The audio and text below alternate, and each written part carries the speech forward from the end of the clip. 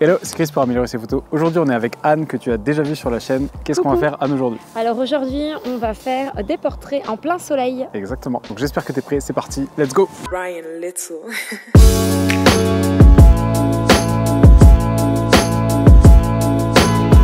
Donc on est avec Anne que tu as déjà vu sur la chaîne, je vais te mettre son petit Insta juste en bas de l'écran. On est aussi avec Dorian qui a accepté de venir nous filmer aujourd'hui, donc merci Dorian. Et je te mets aussi mon Instagram si jamais tu veux me suivre, je te le mets quelque part par ici. Le matériel que j'utilise dans cette vidéo, c'est un réflexe Nikon D750 avec un 85 mm dessus. Mais tu n'es pas obligé d'avoir le même matériel que moi si jamais tu veux le même rendu. Un simple réflexe APS-C d'entrée de gamme avec un objectif du style 50 mm, ça peut tout à fait faire l'affaire. Si jamais tu veux savoir les réglages exacts que je fais dans cette vidéo, je t'invite à aller cliquer sur la fiche juste en haut à droite de ton écran. Je t'explique toute ma philosophie de réglage, donc tu pourras faire des portraits aussi lumineux que les miens. Alors affronter un soleil comme on en a un aujourd'hui, par exemple, alors là il est pas midi, il est plutôt 4h30, donc ça va, il commence un petit peu à descendre. Mais voilà, affronter un soleil de midi ou de 14h, c'est pas toujours très facile. Et toi tu seras pas toujours disponible pour avoir la meilleure lumière, donc la lumière qui est par exemple le matin ou juste avant la soirée, ne sera pas toujours disponible, ta modèle sera pas toujours disponible non plus, et peut-être que tes clients seront pas toujours disponibles, donc c'est important de savoir affronter ce genre de situation lumineuse. Donc du coup, pour affronter cette situation, on peut faire plusieurs choses, comme par exemple ce qu'on est en train de faire là, on peut se mettre à l'ombre. Exactement, se mettre à l'ombre. Donc je vais tout de suite prendre une photo de Anne et te montrer le résultat à l'écran. Bon, comme tu peux le voir ici, j'ai mis Anne vraiment à l'ombre parce que c'est vrai que tout à l'heure en fait on était à l'ombre, mais on était quand même un petit peu en contre-jour, il y avait quand même une petite lueur sur les cheveux, on le fera plus tard. Anne, elle est complètement à l'ombre comme tu peux le voir ici, et donc moi je vais prendre une photo tout ce qui est plus simple et je vais essayer de mettre en fond un petit peu les arbres qui sont derrière et je te montrerai ce qu'on obtient.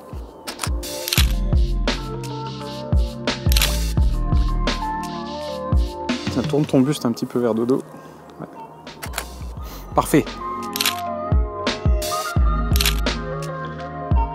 Voilà, donc là on n'est pas totalement à l'ombre, on est là on est en contre-jour. Du coup je vais faire absolument la même chose. En fait avec Anne on avait déjà fait une vidéo entière sur le contre-jour, donc si jamais tu veux des détails, vraiment plus des détails techniques, des détails de positionnement, n'hésite pas à aller checker cette vidéo là, ça parle exclusivement de contre-jour et c'est aussi avec Anne. Alors on se met comme ça. Très bien. Donc comme tu peux le voir, la différence en fait entre le setup qu'on avait à l'ombre tout à l'heure et celui-là, c'est un petit peu doré. Alors le rendu est aussi plus décontrasté et on a une petite auréole autour du corps et autour des cheveux. C'est aussi intéressant. Il n'y en a pas un qui est mieux que l'autre, c'est juste deux philosophies différentes et deux rendus différents. Maintenant, la troisième chose qu'on peut faire, est-ce que tu sais ce que c'est? Être en plein soleil. Oui, c'est ça. C'est ça, c'est ça. On peut aussi, j'ai souvent lu sur des groupes Facebook ou des forums sur la photographie qu'il ne fallait pas prendre de photos en plein soleil. En fait, il n'y a pas de choses qui se font et qui se font pas, c'est juste, ça dépend du rendu que tu veux obtenir. Nous, on va essayer d'obtenir une photo en plein soleil, donc on va monter, let's go.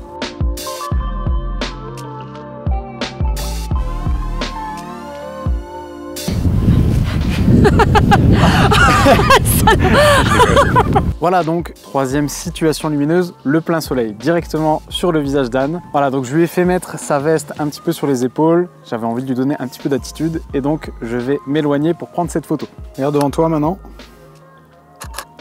Très bien.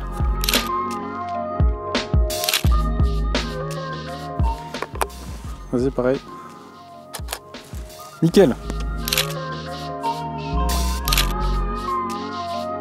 Du coup, ce rendu-là, il est quand même très différent des autres. Il est quand même beaucoup plus... En fait, du coup, le fond, il va se retrouver beaucoup plus saturé. Donc, tu vois, le bleu du ciel et le vert au sol, ils sont quand même beaucoup plus saturés. Et Anne, forcément, dans son visage, il y a une lumière qui est beaucoup plus dure. Ça lui donne aussi envie de plisser les yeux. Mais si tu joues avec ça, eh bien, ça peut donner des résultats qui sont sympas. Et maintenant, le quatrième setup qu'on va regarder, qu'est-ce que c'est? Tu sais pas? Je ne suis pas sûre. Ouais. C'est faire des petites ombres sur le visage avec, par exemple, des feuillages. Exactement. Voilà. Donc là, on va faire une espèce de lumière créative, comme on pourrait appeler ça. Donc on va essayer de trouver peut-être le soleil qui perce à travers des branches ou des feuilles ou ce genre de choses.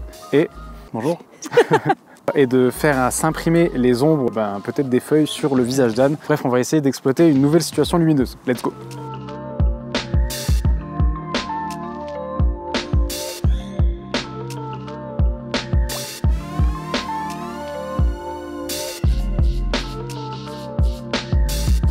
Donc, dernière situation lumineuse, on s'est un petit peu enfoncé dans la forêt pour essayer de trouver des ombres de feuilles. Mais bon, comme on est en mars, il n'y a pas beaucoup de feuilles. Donc le seul truc que j'ai trouvé, c'est ce truc-là. Donc plutôt que de jouer avec ça accroché sur un arbre, je vais le garder dans ma main et je vais faire des petites ombres sur le visage de Anne. Je te montre ça tout de suite en photo.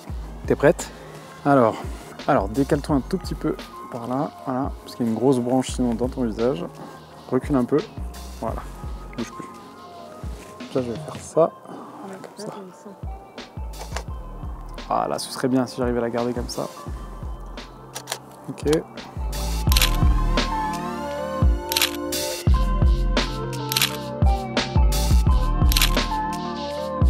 Donc là, tu as vu le visage d'Anne avec des ombres. Donc on utilise le soleil de manière un petit peu plus créative. Et je vais aussi te montrer quelques résultats que j'ai déjà obtenus et qui ont été publiés sur mon Instagram.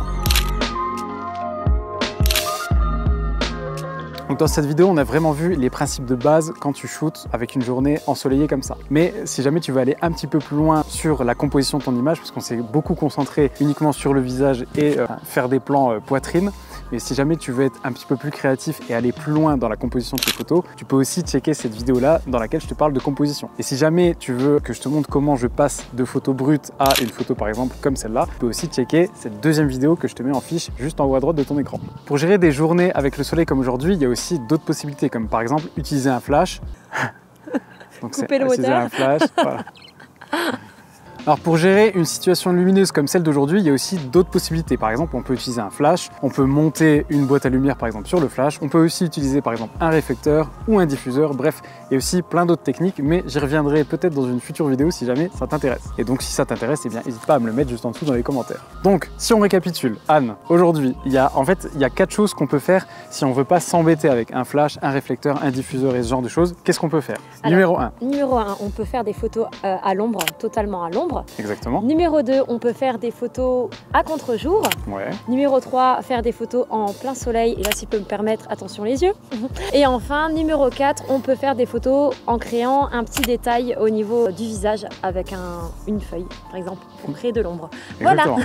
C'est bien, c'est bien. Eh ben, c'est un très bon résumé, je pense qu'on peut se laisser là-dessus. Donc du coup, si jamais tu veux améliorer tes photos, améliorer tes portraits ou peu importe, eh bien, je te conseille de télécharger mon livre. Non, tu sais quoi, c'est toi qui vas le dire ça, parce que tu le fais mieux que moi. Okay. Et je vais d'ailleurs te laisser toute seule. Ça ira comme ça. Ça me chatouille. Je vais te le donner. Alors, si tu veux aller plus loin en photo, je t'invite à télécharger gratuitement le livre de Chris. Livre qui t'apprendra à faire 3 choses. La première, à effacer le bruit numérique, à faire des photos toujours très nettes et enfin à faire des photos avec un fond flou. Voilà. Évidemment, je t'invite à mettre un petit pouce bleu si tu as aimé la vidéo, à regarder la précédente vidéo de Chris et évidemment à t'abonner. Et moi, je te dis à bientôt. Excellent. Voilà.